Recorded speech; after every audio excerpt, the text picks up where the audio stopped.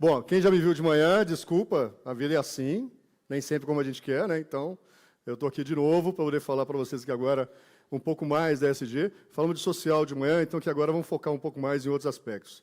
Aqui, gente, acho que vale, né, um primeiro comentário. O setor automotivo passa por uma revolução. Eu acho que a grande maioria que acompanha isso de alguma forma, né? São vários os desafios, assim como outros setores a gente tem visto, mas o setor automotivo tem o desafio da mobilidade, né? Muito se discute novas soluções de mobilidade. Vou trazer um pouquinho disso aqui dentro do conceito, sim, do ESG. E também tem o desafio da descarbonização, né? Dentro da mobilidade, eu sempre pergunto, quantos aqui tem carro? Todo mundo aqui tem carro? Deixa eu ver. Nem tantos assim, olha só. Olha aí. Agora, vou perguntar quantos tem Renault? Não, não vou perguntar, tranquilo. Pode ficar assim. Mas quem não tem ainda pode me procurar depois, que a gente vende depois aqui bem. Mas é isso, essa brincadeira, né? Porque a gente sabe que a nova geração tem muito esse desafio da mobilidade. E a descarbonização está dentro desse conceito, né? O uso eficiente do automóvel e tudo isso. Então, essa discussão ela é muito ampla e é no mundo inteiro. E aqui eu vou começar a minha apresentação. Ela tem coisas bem diferentes da de manhã, viu, gente? Quem já viu. Mas é muito importante trazer isso aqui desde o início. Toda a estratégia ESG, a descarbonização, as novas mobilidades, não são estratégias, né, separadas. Ao contrário, nascem do comitê executivo do grupo, lá na França, obviamente, com a visão de futuro. Aqui são as marcas do grupo, né, Renault, Dacia, Alpine e Mobilize, que é especializada, aliás, em soluções de mobilidade. E isso, aqui dentro desse comitê, a gente está vendo compras, a nossa parte de industrial, engenharia, recursos humanos. Então, isso realmente permeia para toda a empresa. Esse é realmente o grande lógica que hoje a Renault trabalha já há alguns anos. Não é algo separado. E aqui, a gente tem isso depois desdobrado, né, dentro dos pilares do ESG aí, de forma muito clara. Esse slide, eu acho que ele traz um pouco do conceito quando a gente fala de ESG e de descarbonização, principalmente. Então, nós temos objetivos claros, né, de carbono zero até 2050 no mundo, 2040 na Europa, e para isso há um plano. Mas o que eu quero dizer com esse slide aqui é que não é simplesmente o produto, né? Se fala de carro elétrico, híbrido, nós vamos falar disso aqui um pouquinho, ou simplesmente uma ação ou outra, mas sim uma visão holística. Todas as soluções pensadas passam desde o supply chain, né? Ou seja, a nossa área de compras, fornecedores, pela nossa fabricação, que, aliás, é onde menos há impacto de CO2, o tipo de combustível, né? O uso do automóvel, gás de escape e também o final de ciclo de vida do produto está sendo considerado no plano de descarbonização. Não é o produto somente, não é a fábrica somente, mas é todo o ciclo. E aqui, gente, vem outro aspecto. Mas por que a gente faz isso? Ok, tem um aspecto legal, vamos falar dele, mas tem também a mudança, a evolução do consumidor. Então, aqui tem uns dados, né, aqui bem interessantes. Aqui foi uma pesquisa feita pela IBM. A gente pode ver aqui, olha que curioso, 93% dos entrevistados, por exemplo, disseram que, né, a pandemia afetou a sua percepção em relação às características ali ambientais ou sociais. É muito forte isso. 82% dos consumidores optariam por um transporte mais ecológico, mesmo que custe mais caro. Interessante. 68% estão mais propensos a se candidatar a aceitar empregos em organizações ambientalmente responsáveis.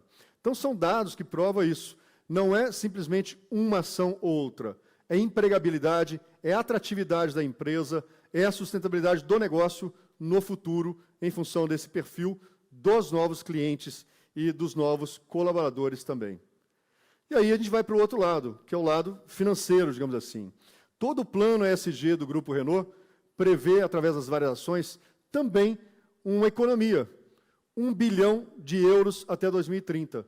Então, são várias ações que também têm impacto. A redução do consumo de energia, da água, do uso do plástico, o uso racional, a economia circular, tudo isso vai trazer algum impacto. E aqui tem outras declarações, né, de empresas também que têm essa visão de que tem um trabalho, sim, ambiental, por causa do cliente, por causa das leis, mas há também aqui um trabalho que busca trazer sustentabilidade financeira para o negócio. Indo para o nosso setor, na Europa, falando de legislação, isso é o que está previsto hoje. 100% dos carros, a partir de 2020, e 35. Aí tem até uma discussão, né? Hoje o que está previsto na lei é que eles têm que ser elétricos, né? Na verdade, o objetivo é zero emissão de carbono no uso. E aí a discussão existe por quê? Também existem outras formas de zero emissão de carbono no uso, não sendo o carro elétrico, por exemplo.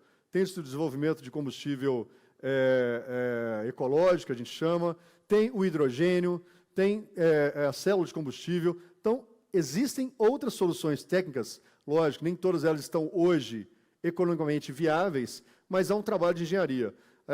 O automóvel, né, gente, tem aí mais de 120 anos, a Renault tem mais de 120 anos, né, uma das pioneiras aí, e óbvio, o automóvel se transformou em muito nessa jornada. Então, a nossa visão, na verdade, ela é otimista com relação a vencer esses desafios. O que temos que fazer, obviamente, é acelerar. Então, 2050, a meta da ONU de zero emissões de carbono, e o Brasil nesse papel? Olha, 83% da energia no Brasil é de fonte renovável, enquanto no mundo 37% ainda usa carvão. Então, aqui a visão também positiva, otimista, é que o Brasil tem uma grande oportunidade nesse papel de descarbonização, seja com etanol, seja com a nossa produção de energia limpa para poder abastecer os veículos elétricos. Então, há aí uma série de soluções que estamos trabalhando nela. E aqui é uma mensagem interessante. Não tem a solução. A gente enxerga que são várias soluções para a mobilidade, né? E aí, a gente tem aqui um dado que a gente imagina, né, na nossa bola de cristal, que a gente vai ter ali em 2040, 50% dos veículos vendidos no mundo elétricos. Os BEV ali embaixo, né, Battery Electric Vehicle. E, em cima, veículos movidos ainda com energia térmica, motores térmicos ou híbridos, né? Então, em função disso, o grupo Renault teve uma estratégia muito clara. Acabou de lançar uma empresa dentro do grupo focada no desenvolvimento de motores a combustão. Então, continuamos investindo no desenvolvimento de motores a combustão e híbridos. De novo, o etanol no Brasil é a solução. Então, a gente acredita que no mundo teremos diversas soluções. O próprio hidrogênio, a célula de combustível que eu já citei. E aí teremos ainda, principalmente puxado por Europa, China está acelerando, Estados Unidos também está entrando nessa, de veículos elétricos também disponíveis. Então, a gente imagina que, e esse é um desafio para a nossa indústria, temos que investir no veículo hoje a combustão, no híbrido plug-in, no célula de combustível, no hidrogênio e no elétrico. Então, realmente, é uma grande demanda para o nosso setor, mas estamos aí com muitas soluções. E aqui é interessante esse slide, porque a visão do carro elétrico, como eu disse, ela não é simplesmente de produzir o carro elétrico. Ela é também aqui holística. Como assim? A gente já tem hoje na França, no norte da França hoje, né, uma área que a gente chama de Electricity. O que é Electricity? Aqui nós já estamos produzindo, aqui é focado na outra empresa do grupo, que a gente chama de Ampere, que é dedicada ao desenvolvimento de veículos elétricos. Porém, não é simplesmente o veículo elétrico em si. A gente aqui desenvolve e vamos produzir, estamos começando agora a produzir a bateria, os motores elétricos, os softwares de gestão e a produção dos veículos. Tudo próximo de maneira integrada. E sim, temos já objetivos para 2030, 30% do material utilizado para a produção das baterias serão já de materiais reciclados. Já estamos reciclando baterias. Lembrando que a Renault foi uma das pioneiras dessa fase de veículos elétricos. Há mais de 10 anos a gente já produz veículos elétricos, né, na Europa, e com isso já temos veículos elétricos com mais de 10 anos e já estamos reciclando baterias. Já reciclamos no ano passado 3.500 baterias de veículos com mais de 10 anos, já para poder fazer os diversos tipos de reciclagem. A gente pode tirar o material e utilizar para fazer novas baterias ou para outro tipo de uso também. Então, isso já é uma realidade, né, com a lógica de reaproveitar ou reutilizar. E as baterias que, às vezes, não podem ser recicladas, a gente utiliza numa segunda vida para outras finalidades, né, como armazenamento de energia gerada de fonte limpa. Então, são muitas as possibilidades. A gente já tem uma série de projetos, né, de mobilidade ligado a carro elétrico e geração de energia limpa em todo o mundo. E, da mesma forma, aqui no Brasil. Temos uma série de projetos aqui no Paraná, com a FIEP, dentro da Renault, de car sharing e tudo isso. E um deles né, que a gente tem aí, acho que muita satisfação de falar, é o projeto de Fernando de Noronha, que a gente chama de Smart Island. Então, Fernando de Noronha, ela mais um exemplo de parceria com o poder público, né? A administração de Fernando de Noronha, em 2019, decidiu que vai ser carbono zero em 2030. Para isso, os 1.000 veículos que rodam na ilha têm que ser com uma fonte limpa e não ser mais, né, com combustível fóssil. E a gente entrou nesse projeto com eles.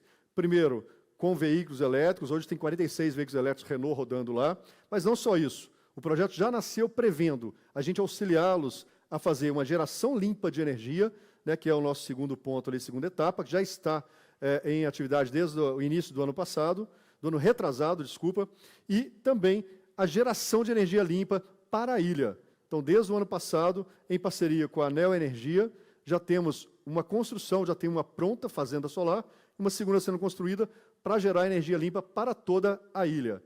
E a primeira era dedicado a carregar os veículos elétricos que estão rodando na ilha. Então, de novo, uma visão holística, e entra também aqui soluções de compartilhamento, de outros tipos de utilização do veículo. E aqui, um videozinho rapidinho para mostrar esse case. Noronha Carbono Zero, uma iniciativa que reforça o compromisso da Renault com a mobilidade sustentável e que está totalmente conectada com o eixo de meio ambiente dentro do ESG. O Renault Group é pioneiro no desenvolvimento de ilhas inteligentes e, por meio da sua marca Mobilize, continua inovando para fornecer aos territórios um conjunto de soluções e atingir a neutralidade de carbono. Desde 2019, temos um compromisso a favor de um ecossistema inteligente no arquipélago de Fernando de Noronha, priorizando a transição energética e a preservação da natureza local. O projeto começou com o fornecimento de veículos 100% elétricos para a administração da ilha. A partir daí, a maior parte dos moradores e empresas aderiu à mobilidade elétrica, adquirindo modelos como Renault Zoe, Twizy e Kangoo Zero Emissão. Importantes passos para atingir a ambição de que nenhum veículo movido a combustível fóssil esteja rodando na ilha até 2030.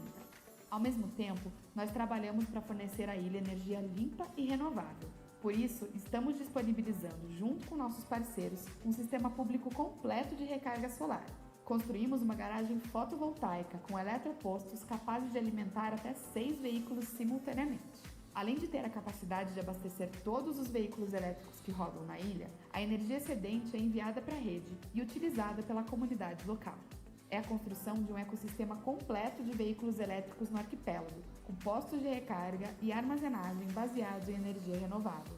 Essa é mais uma ação que está totalmente conectada à política de responsabilidade socioambiental do Renault Group, posicionando a transição ecológica como parte integrante de toda a cadeia de valor de nossa empresa. Ok, é isso. Então, é um projeto que está em andamento, né, já com essas fases todas concluídas, e que seguimos trazendo isso. E, da mesma forma, né, uma visão da nossa fábrica. Todo um trabalho, né, de reciclagem. Por exemplo, 40% da nossa fábrica tem mata preservada, a gente cuida dela. 47 mil toneladas de resíduos gerados na nossa fabricação são corretamente destinados. Desde 2016, a gente é aterro zero, ou seja, não encaminhamos resíduos industriais para lixões, né? Então, tem sempre uma destinação correta, tem um trabalho muito bacana de analisar todas as matérias-primas que a gente tem como resíduo e uma correta destinação.